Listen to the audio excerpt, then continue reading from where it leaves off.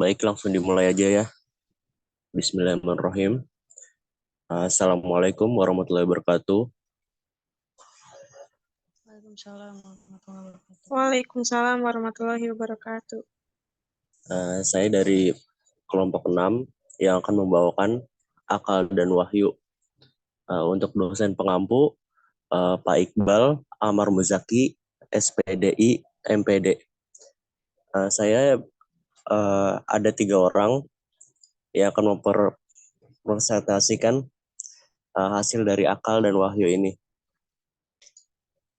Saya Muhammad Rizky Akbar sebagai moderator, dan ada Mimah Mahmuda dan Intan Pratama Mukti. Baik, langsung aja. Saya akan memaparkan materi dari akal dan wahyu.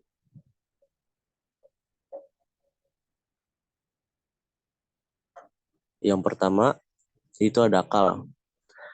Akal yang berasal dari bahasa Arab, akala yakilu, yang secara lughawi memiliki banyak makna, sehingga akal al-aql sering disebut sebagai lafaz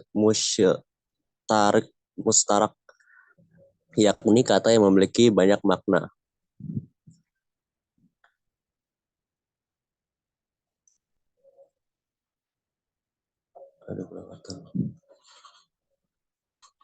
Nah, selanjutnya ada wahyu. Kata al-wahyi yang berarti suara, kecepatan, api, bisikan, isyarat, tulisan, dan kitab adalah kata Arab asli, bukan kata pinjaman dari bahasa asing. Selanjutnya, al-wahy mengandung arti pemberitahuan secara sembunyi dan dengan cepat. Selanjutnya, materi selanjutnya yang akan dibawakan oleh Mimah Mahmuda. Dipersilakan. Akbar, slide sebelumnya.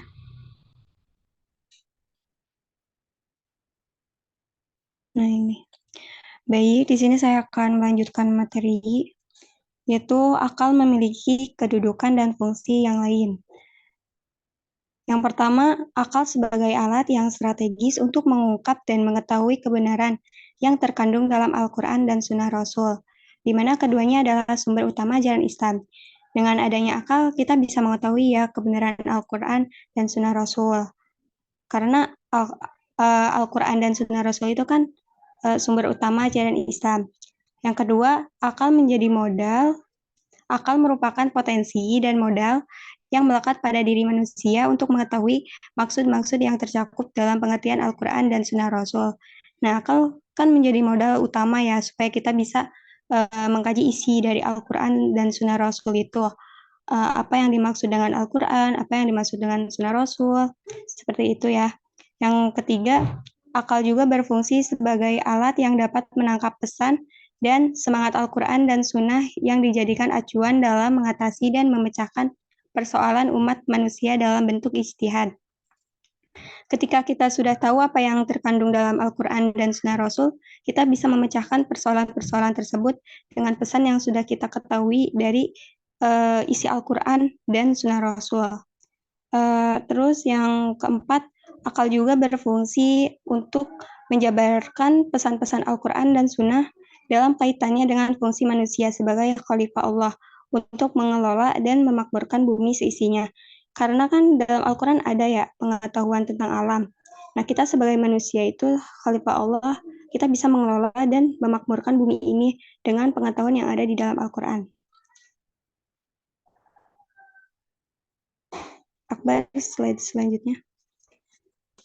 Selanjutnya yaitu, mohon maaf ya ini ada kesalahan kedudukan wahyu dalam memahami Islam.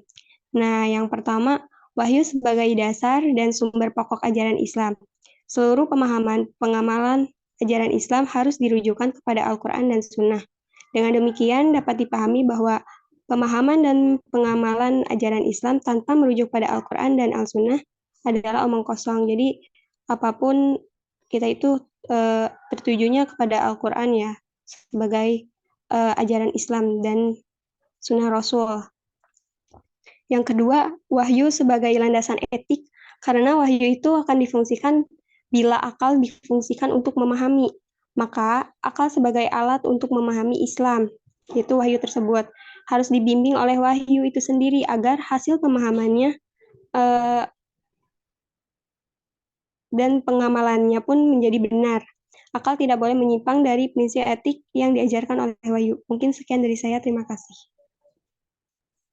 Baik, terima kasih Mima. Selanjutnya, materi selanjutnya akan dibawakan oleh Intan Pratama. Intan Pratama dipersilakan. Baik, di sini saya akan melanjutkan materi sebelumnya. Konsep free will dan predestination dalam perspektif aliran teologi. Yang pertama ada aliran Mu'tazilah. Nah, aliran Mu'tazilah adalah salah satu aliran teologis dan filosofis dalam Islam yang muncul pada abad ke-8 di Kekhalifahan Abbasiyah. Aliran ini mengembangkan doktrin-doktrin teologis yang berada dari aliran-aliran lain dalam Islam pada masa itu. Beberapa karakteristik utama dari aliran Mu'tazilah itu termasuk keadilan ilahi, rasio dan wahyu, tauhid dan sifat Allah, qadar, dan pentingnya pengetahuan. Dan yang kedua, ada aliran Asy'ariyah. Aliran Asy'ariyah atau sering disebut juga sebagai Al-Sunnah wal Jamaah adalah salah satu aliran utama dalam Islam yang mengikuti ajaran Nabi Muhammad dan pemahaman para sahabat Nabi. Aliran ini menekankan pentingnya mengikuti tradisi atau sunnah Nabi dan memahami ajaran Islam sesuai dengan pemahaman para salaf yang soleh. Nah, beberapa karakteristik utama dari aliran Asy'ariyah termasuk akidah, mazhab fikih, hadis, ijtihad dan taklid dan akhlak. Dan yang ketiga ada aliran Maturidiyah. Aliran Maturidiyah adalah salah satu aliran utama dalam teologi Islam Sunni yang mengikuti ajaran Imam Abu Mansur al-Maturidi, wafat pada tahun 944 Masehi. Aliran ini merupakan salah satu dari dua aliran utama dalam teologi Sunni. Yang lainnya adalah aliran Asy'ariyah. Aliran Maturidiyah banyak dianut oleh umat Islam di Asia Tengah, khususnya di wilayah Turki, Uzbekistan, dan sekitarnya. Beberapa karakteristik utama dari aliran Maturidiyah itu termasuk keyakinan tentang Allah, pemahaman tentang Al-Quran, pemahaman tentang Nabi, pemahaman tentang qadar, dan penolakan antropomorfisme. Dan yang keempat ada aliran Syiah.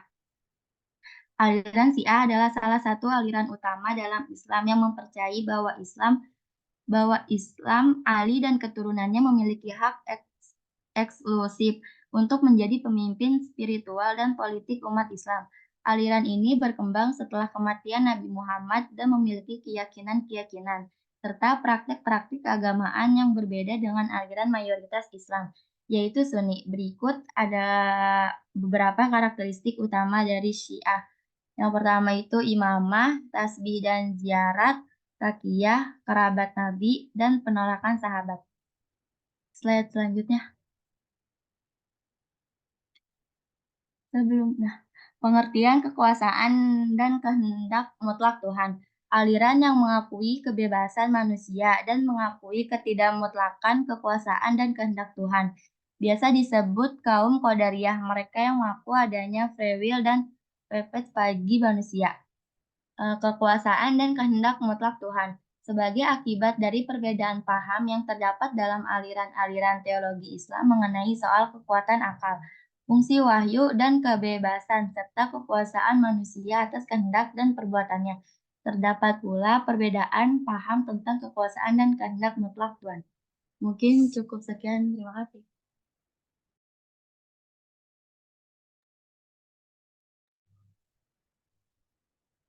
Baik, terima kasih Intan Pratama. Selanjutnya sesi tanya jawab maksimal 2 orang. Jika ada yang ingin dipertanyakan, silakan dipersilakan.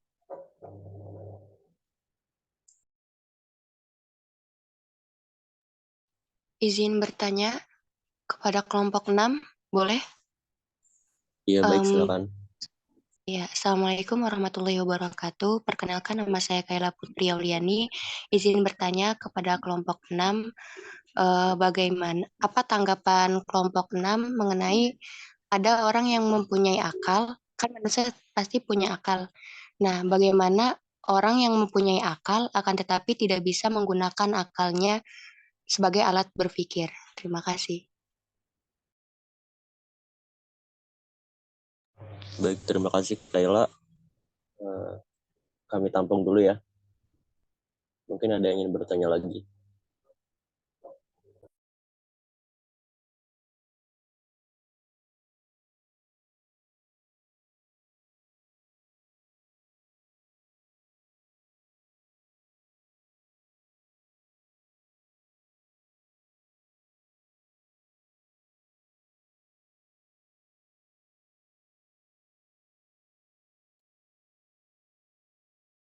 Izin bertanya, Saudara Akbar.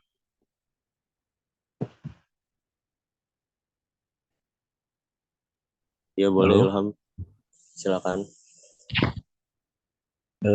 Jadi seperti yang tadi dijelaskan, dan menurut fenomena sekarang itu banyak kan anak muda yang mungkin dari lahirnya memiliki akal ataupun ilmu pengetahuan gitu, yang sudah terakhir bahkan secara agama Islam gitu, tetapi malah memilih eh, tidak memiliki agama dan bisa dibilang ateis gitu kan. Nah, bagaimana cara agama Islam yang kita yang Asy'ariyah ini, yang Ahlussunnah wal Jamaah itu menyikapi hal tersebut gitu. Yang notabene-nya dia kan agama awalnya Islam tapi tidak meyakini dan juga berakal pasti kan, mikir tapi cuman enggak mau gitu mempercayai adanya Tuhan gitu. Itu aja. Baik, terima kasih Ilham.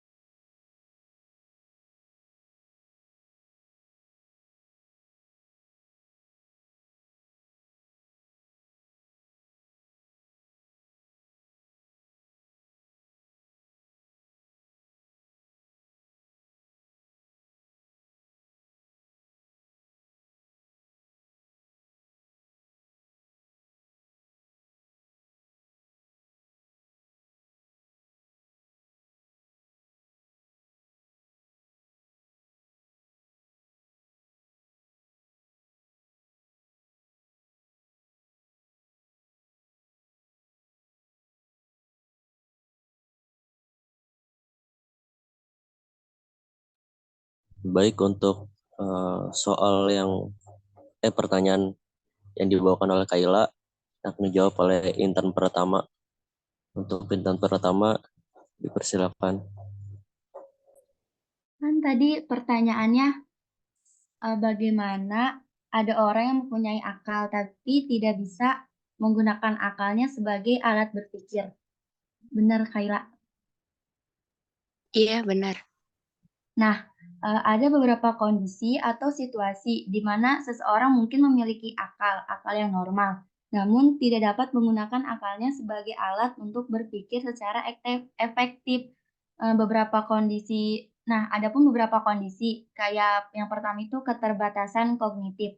Kayak seseorang mungkin memiliki keterbatasan kognitif yang membuatnya sulit untuk memahami atau memproses informasi dengan benar meskipun memiliki kapasitas intelektual yang normal.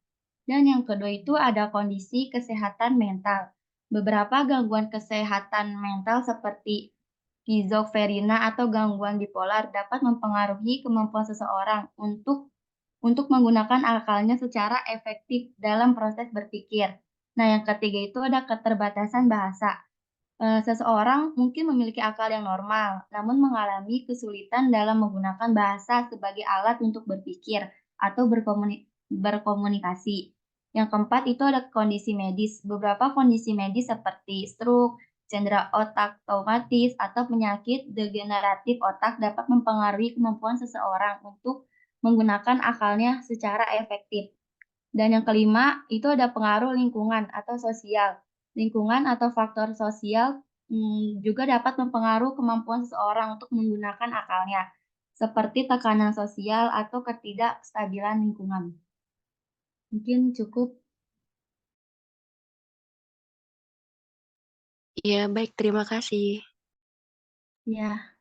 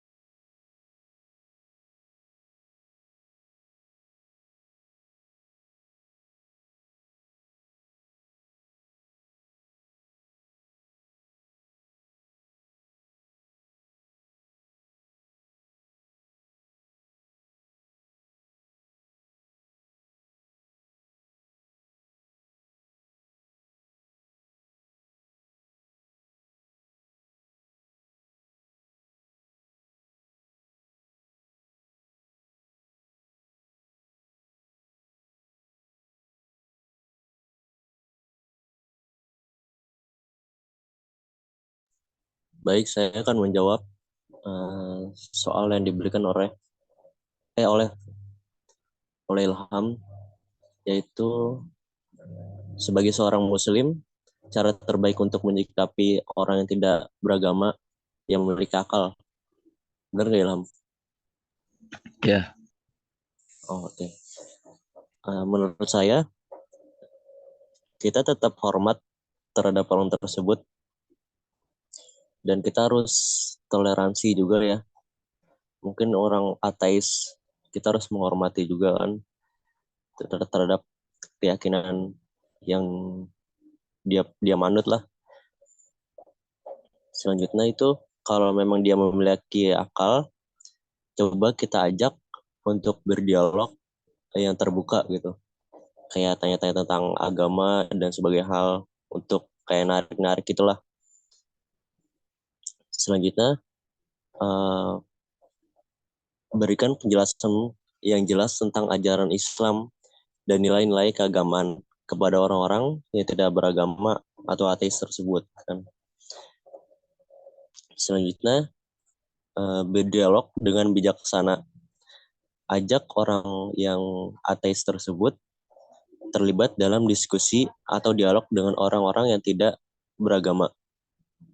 Lakukan dengan cara bijaksana dan santun. Selanjutnya menurut saya ajakannya itu dilakukan dengan baik, jangan kayak harus memaksakan gitu. Contohnya itu kayak ajak yang baik, kayak dengan praktek keagamaan. Tunjukkan kayak nilai-nilai, kayak keislaman kan kayak kedermawanan gitu ya, saling berbagi, kejujuran, kasih sayang, kayak kehidupan sehari-hari kita lah. Selanjutnya menurut saya itu kayak doakan agar orang yang tidak beragama bisa dapat petunjuk gitu dan kebijaksanaan dalam mencari kebenaran.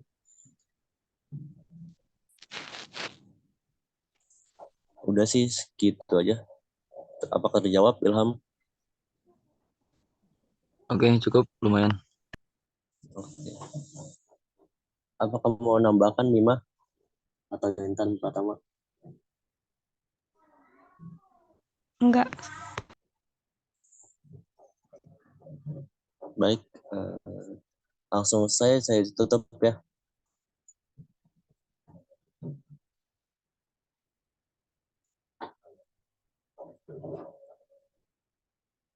Terima kasih yang sudah menyimak. Semoga mendapatkan ilmu, pengetahuan tentang akal dan wahyu yang telah dipaparkan oleh kelompok 6. Mohon maaf jika ada kesalahan kata. Assalamualaikum warahmatullahi wabarakatuh. Waalaikumsalam warahmatullahi wabarakatuh. Waalaikumsalam warahmatullahi wabarakatuh. Waalaikumsalam warahmatullahi wabarakatuh.